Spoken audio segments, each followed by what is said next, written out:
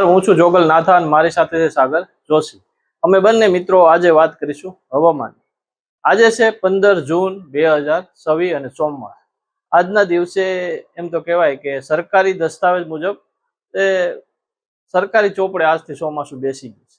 આટલા દિવસ જે આપણે પરસોત્તમ મહિનાના ગણીએ કે જે ગણીએ તે બધું ઠીક, પરંતુ આજથી સરકારના ચોપડે એવું કહેવાય છે કે ચોમાસું 15 જૂન સુધીમાં હજી સુધી ગુજરાતમાં વરસાદ નથી પડ્યો. અને હું તમને બધા જે ખેડૂતો, ખાસ કરીને ખગોળશાસ્ત્ર છે, પરંપરાગત છે, વડલી વાક્ય છે, કસ કાતરા જોતા હોય એવા બધા લોકોને મળાવતો હોય છે. ગામડાઓમાં ઘણા બધા હોય, દ્વારકા હોય, સોમનાથ હોય, જામનગર હોય, ભાવનગર હોય, સુરેન્દ્રનગર હોય, બોટાદ હોય, અમરેલી હોય, સાવરકુંડલા હોય, જાફરાબાદ હોય કે વલસાડ હોય, વાપી હોય, ડાંગ હોય, આહવા હોય, ભાભર, આખા ગુજરાતમાંથી જ્યાં જ્યાં લોકો વસતા હશે, કોઈ માણસ એવું કહે કે આ પરંપરાગત વરસાદની આગાહી કરે છે તો હું એમનું ઇન્ટરવ્યુ મૂકતો હોય છે. અને મને એવો શોખ પણ ખરો કે ખેડૂતને કંઈક ઉપયોગી થાય એવા લોકોને કંઈક ઇન્ફોર્મેશન મળે એના માટેની વાત છે. પરંતુ મેં અને થોડા ટાઈમ પહેલા જુનાગઢની અંદર 25 મેના દિવસે એક આખું વર્ષા વિજ્ઞાનનું મંડળ છે આપણે ત્યાં, એની બધી ત્યાં જે બધા હવામાનના આગાહી કરતા જે લોકો આગાહી કરે છે એવા લોકો મળ્યા. લગભગ આઈ થિંક 52 જેટલા લોકો મળ્યા હતા. અને 52 જેટલા લોકોમાંથી મેં 45 જેટલા લોકોને મેં આડાવડી પૂછપરછ કરી છે, સાંભળ્યા છે, એમનું લખ્યું છે. મોટાભાગના 45 માંથી 33 જણાનું એવું કહેવાનું હતું કે આ વર્ષે ચોમાસું નબળું રહેશે, જ્યારે બાકીના થોડા ઘણા એવા લોકો હતા કે જે એવું કહેતા હતા કે વરસાદ બહુ પડશે. હાલની સ્થિતિ મને એવું લાગે એ જે લોકોએ કીધું એ પ્રમાણે જ મોટા ભાગની વાત થઈ રહી છે. અત્યારે ગુજરાતમાં 15 જૂન થઈ ગઈ છે અને ચોમાસું બેઠું નથી, ચોમાસાને કોઈ માહોલ પણ નથી. આ વર્ષે ભયંકર તાપ પડ્યો છે. હવે વિજ્ઞાન શું કહે છે, વિજ્ઞાન આ બાબતનું શું કહે છે, વરસાદ હજી નથી આવ્યો એની પાછળનું કારણ શું છે? હાલના સમયમાં ધીમે ધીમે ધીમે સરકાર છાપાઓમાં અને બધા કહેવા માંડ્યા છે કે વર્ષ નબળું જશે, ચોમાસું લેટ આવ્યું, એની પાછળનું શું કારણ છે? એના 5-6 કારણો છે, એ હું તમને અત્યારે બતાવું છું. એક કારણ એવું છે કે ભેજની એક સિસ્ટમ છે ને, એ સિસ્ટમ હિન્દ મહાસાગરમાં થાય છે અને એ સિસ્ટમ હજી છે ને ભેજવાળી હોય છે. એ ગુજરાતમાં વરસાદ આવે છે પણ એ એક ભેજ ખેંચતી સિસ્ટમ ખરેખર હાલને તકે બહુ સક્રિય જોવા નથી. પછી કે MGO કહેવાય, જેને મેડન જુલિયન એસઓજી, જે વાદળાઓની સિસ્ટમને મદદરૂપ કરવા માટે હોય છે, દર વખતે હોય છે. આ વખતે પેસિફિકમાં સક્રિય છે પણ એનાથી ભારતને કોઈ ફાયદો નથી. પછી આયોડીનું નામ તમે સાંભળ્યું હશે. હાલમાં આ ન્યુટ્રલ છે, એટલે એ તો ન તો ભારતને લાભ નથી કરી રહ્યું. આયોડી જે કહેવાય ને લાલ નીલો, એ અત્યારે સક્રિય નથી, તટસ્થ સ્થિતિમાં છે. એકમાત્ર આ તટસ્થ સ્થિતિ છે. બાકી મધ્ય એશિયા જે છે ત્યાંથી જે પવન ફૂંકાય છે સૂકા, એના કારણે પણ ભારતમાં હાલને કારણે વરસાદ આવે અથવા બંગાળની ખાડી કે અરબ સાગરમાંથી સિસ્ટમ પેદા થાય એવા કોઈ સંજોગો આ સૂખા પવનને કારણે પણ પેદા થતા નથી. પછી મોન્સૂનને ધક્કો મારતી જે લહેરો છે ને એનો પણ અભાવ છે. ઘણી વખત આપણે જોજો ટ્રફ સર્જાતા હોય છે, મોન્સૂનને ધક્કો મારતી હોય એવા જે લહેરો છે એનો પણ આ સિસ્ટમમાં અત્યારની સ્થિતિમાં અભાવ જોવા મળે છે. એક ઓછા દબાણનો પટ્ટો કહેવાય છે. બંગાળની ખાડીમાં મજબૂત લો પ્રેશર બને અથવા ચક્ર સિસ્ટમ બનતી નથી, જેના કારણે ચોમાસું ઉત્તરથી પશ્ચિમ તરફ ખેંચાતું નથી. આ વખતે એવું કશું જોવા મળતું નથી. અને અરબી સાગર અને બંગાળની ખાડી, આ બે વચ્ચેનો જે તાલમેલ છે ને આ વર્ષે નથી. આ વર્ષે તમે જોજો, ગઈ વર્ષે શું થયું કે બંગાળની ખાડીમાં સતત સિસ્ટમ આવી, છેલ્લે અરબ સાગરમાંથી સિસ્ટમ આવી અને માવઠું થયું.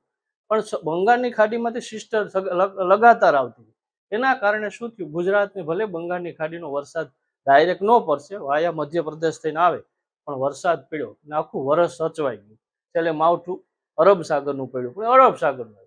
હવે આ વર્ષે આ જે બે સમુદ્ર છે ને એની કોઈ તાલમેલ નથી. એક બીજું બી એક એવું કારણ છે, જે ચીનનો દરિયો છે ને એનો બી આપણે ફાયદો થતો હોય છે. એવું કહેવાય છે કે એને વખત જ્યાં ત્યાં વાવાઝોડા આવે અથવા એના દરિયામાં જે હિલચાલ થાય ને એને કારણે બી અરબ સાગરમાં આપણા જે દરિયાઓ છે એમાં અસર થતી હોય છે. હાલને નસીબ કયો કે આપણા કુદરતની બળહારી કયો કે કઠણાઈ કયો, જે કેવું તે હાલમાં ચીનના દરિયામાં હાવ શાંતિ છે.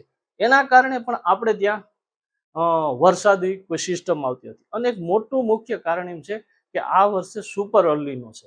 એવું કહેવાય છે કે 5 વર્ષે 7 વર્ષે અર્લીનો થતો હોય છે. પેસિફિક મહાસાગરમાં પાણી ગરમ થાય છે, એના કારણે સૂખા પવનને કારણે વરસાદ નથી આવતો. હવે હાલના સંજોગોમાં એવી વાત છે કે અલ્નીનો સ્ટાર્ટ થયો નથી, પણ હમણાં સમથિંગ બસ થોડાક દિવસમાં ચાલુ થઈ જશે, જેની અસર જુલાઈ અને ઓગસ્ટ મધ્ય સુધી પડશે. એટલે આની આ અલ્નીનોની અસર માત્ર ભારતમાં પડશે એવું નથી, ભારત દક્ષિણ એશિયાના ઘણા બધા દેશોમાં પડશે. આવી ઘણી બધી પેસિફિક કારણોને કારણે તમે માની લો કે રત્નાગીરીમાં ચોમાસું બધું કહેવાય છે કે 250 કિલોમીટર દૂર છે, એ આગળ ચાલતું નથી. એક ચોમાસું નથી ચાલતું એની પાછળ ઘણા બધા કારણો છે અને કુદરતી કારણો છે. અને હવે એ કારણોમાંથી ક્યારે આ ગ્રહણ દૂર થાય કુદરત જાણે, કશું કહી શકાય એવી સ્થિતિ નથી. અત્યારે તો બંગાળની ખાડીમાં છે, ન તો અરબી સાગરમાં કોઈ સિસ્ટમ છે નહીં. હજી તો એવું કહેવાય છે કે આવનાર 25 તારીખ સુધી ગુજરાતમાં કોઈ વરસાદ થાય એવી વાવણી લાયક વરસાદની સિસ્ટમ નથી. બીજી વાત, ખેડૂતોએ ઘણી વખત સ્વીકારવા જેવી વાત છે.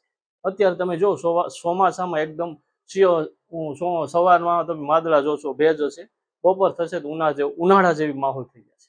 એટલે તમને ખુદને એવો ફીલ થશે કે ખરેખર કંઈક બીજી ઋતુ છે, કંઈક બીજું ફીલ છે. મેં ન જોયું હોય એવું ચોમાસાની સિસ્ટમ, ચોમાસાની સિઝનમાં અત્યારે વાતાવરણ છે.